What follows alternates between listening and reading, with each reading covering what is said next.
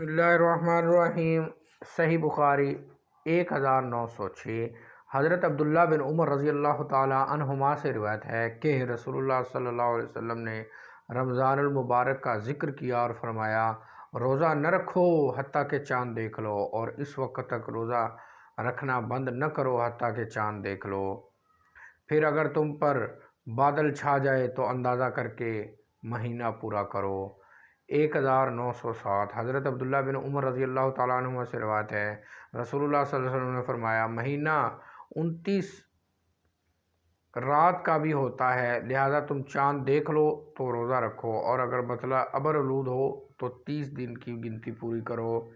1908 حضرت عبداللہ بن عمر رضی اللہ تعالیٰ عنہما سے ہی روایت ہے، نبی صلی اللہ علیہ وسلم نے فرمایا، مہینہ اس طرح اور اس طرح ہوتا ہے، تیسری مرتبہ آپ نے انگوٹھا دبا لیا، یعنی 29 دن کا بھی ہوتا ہے۔